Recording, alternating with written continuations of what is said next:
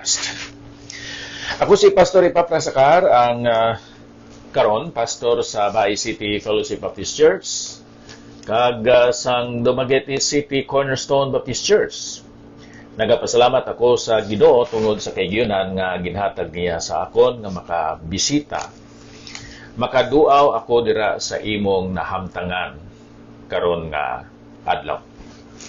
Ang aton pagpamalandungan makita sa naunang Korinto kapitulo 7, versikulo 14. Isa lang ka versikulo abiyan. Nga nagasiling kay ang bana nga di matinuohon ginapabalaan paagi sa asawa, kag ang asawa nga di matinuohon ginabalaan pinaagi sa bana, kag sa lain nga bagay ang inyo mga kabataan di putli apang karon mga balaan na sila. Kabay ang Ginoo magapakamaayo sa sining mga pulong nga aton ginbasa. Ang Kristohanon nga asawa o kun ang Kristohanon nga bana may positibo nga influence sa iya nga pares, sa iya nga bana o kun sa iya nga asawa nga hindi pa tumuluo ni Kristo Jesus. Ang pamangkot, ano ang kahulugan sa sining bersikulo? Kay ang bana nga di matinuhon ginapabalaan paagi sa asawa, kag ang asawa nga di matinuhon ginapabalaan paagi sa bana. The husband or the wife sanctifies his or her husband respectively. Nagakahulugan bala ini nga ang asawa makaluwas sa iya nga bana o kung ang bana nga tumuluo makaluwas sa iya nga asawa. Ang kaluwasan naton ara sa kay Kristo Jesus tungod sa bugay kag paagi sa pagtuo. Ang asawa hindi makaluwas sa iya nga bana o kung ang bana hindi makaluwas sa iya nga asawa. Ano ang kahulugan sini abyan? Pinaagi sa kabuhi, ihibalo, kag mga pulong sang asawa o kun bana nga Kristohanon. May kahigayunan, may oportunidad, may tsansa ngang iya bana o kun ang iya asawa nga hindi tumuluo makabati sang iya nga pulong. Meaning sang maayong balita ni Kristo Jesus kay ang pagpamati sa mga pulong ni Kristo amo ang kabangdanan nga ang isa ka tawo makasalig o makatuo kay Kristo Jesus. Busa ang pagtuo nagaabot pinaagi sa pagpamati kag sa pagpamati sang pulong ni Kristo.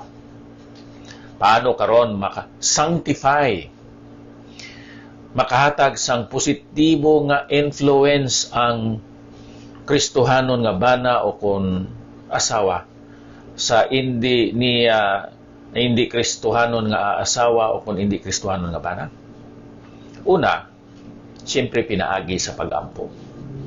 Ang pag-ampo sang Kristohanon nga bana o kun asawa para sa wala pamaluwas niya nga paris, isa sa mga tikang nga pagabuhaton sang tumulo nga spouse, agod nga maluwas ang iya kaugalingon nga spouse, madala sa tila ni Ginoong Hesukristo. Sincero o kon genuine kag putli kinasing-kasing tinagipusoon nga sahi sang pag-ampo o kon pagpangamuyo. Ikadua, ako nagatuo nga pinaagi sa ginatawag naton behavior, practice, gawi sang asawa o kun bana. Madala ma-convince ang iya pares dira sa Ginoo. Hindi ba lang nga naghambal diri si Pedro sa naunang Pedro kapitulo 3 sa mga asawa nga Kristohanon. Agod nga sila ma-challenge, ma-inspired, ma-encourage sa paggawi nga convincing, persuasive.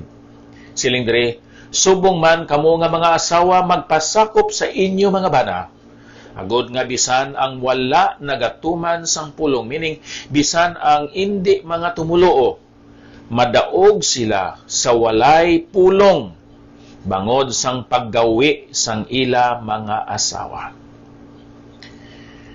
Ang pinakagamhanan, makusog nga instrumento o tool sang asawa nga Kristohanon, agud nga madala niya sa tila ni Kristo ang iya bana nga indi tumulo, amo ining paggawi, bangod sang paggawi sang ila mga asawa.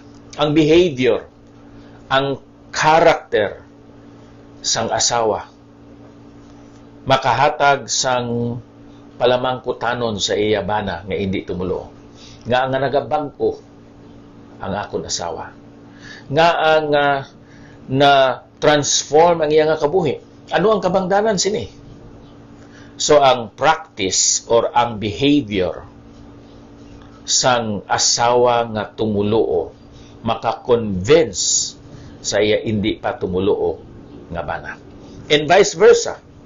Kung ikaw nga bana, amo ang una nga nahimo nga Kristohanon, hindi nimo i-threat sa Cebuano hulgaon, pahugon ang imo nga asawa nga kung hindi ka magsunod sa akon bulaga ka. Hindi na amo ang paagi agod nga ma-convince, ma-persuade, madala, ma-convert in a sense nimo ang imo asawa dira sa Ginoo.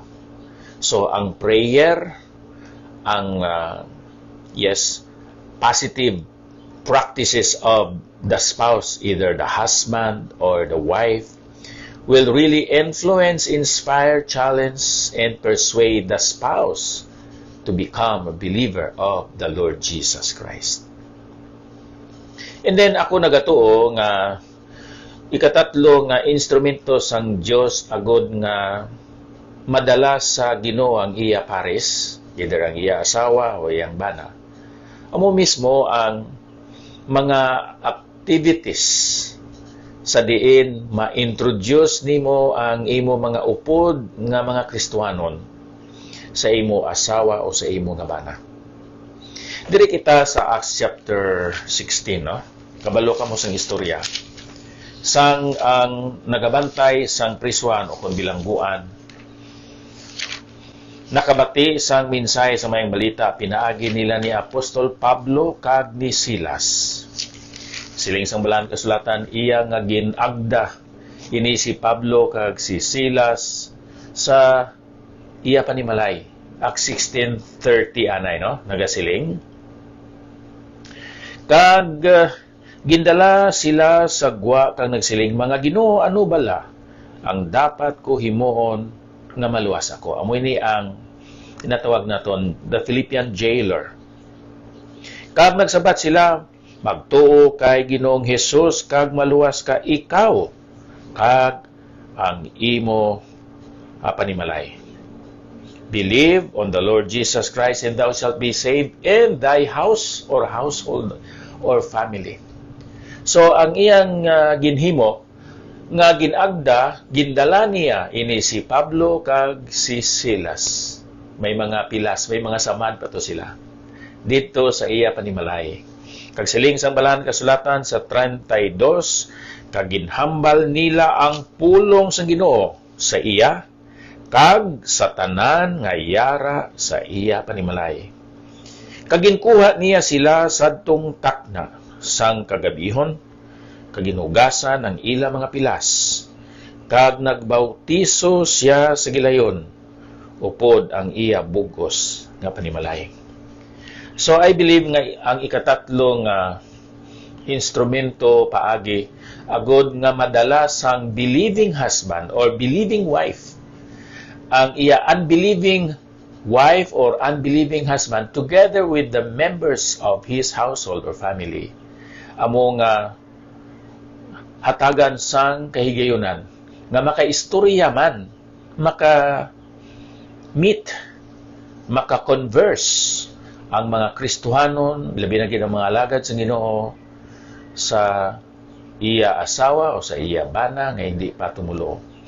agod nga sila man makabati sang maayong balita.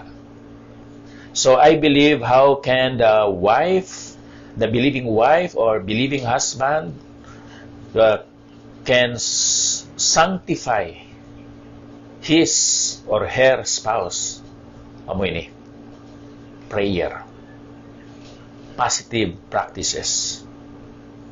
And then, programa sa diin nga ma-meet sang hindi mga tumuluo nga membro sa pamilya, labi na gid sa asawa o kunbana, ang mga alagad sang Dios. Nakadumdum kamo sang si Mateo, nahimo nga sumulunod ni Kristo Jesus, gitutunan kag apostol. Ang ginbuhat niya nga naghimo siya sang isa ka parte. Kag siling sang balaan kasulatan, ang ihambal gani kinaon-kaon lang. Pero ang ginhambal sang iban nga writers, ginsulat ni Marcos, ginsulat dira sa balaan kasulatan, nga naghimo siya sang dako kayo nga kumbira o kon punsyon gid. Ang iya pag-mention sang iya nga parte pag sinalo-salo. Pero ang pag-mention sang isa ka gospel writer nga punsyon o kon dako nga kinaon gid. Ano ang tuyo niya? I believe una ma-meet ni Ginoong Hesus, kaupod siya mga gintutunan ang miyembro sa iyang pamilya.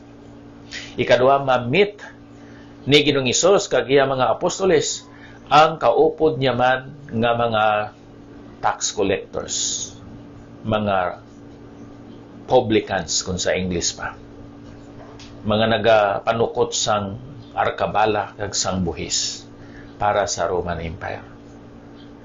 Busa kon may lugar lang man, no? Ang imo bulsa. Kon imo siguro birthday o kon mga anniversaries, maghimo ikaw sang kinaon-kaon. Kag imbitaron ang inyo pastor, kag siyempre may pagwali sang pulong sa Ginoo. Ang masubo lang, kang imo mga abyan nga hindi mga tumuluo, makadto sa party, sa kumbira, sa sinalo-salo, sa punsyon, sa panahon lang sang kinaon, no? Pag iniimbitar nimo nga sila man makabati sang pulong sang Ginoo. So ang imo invitasyon mo ni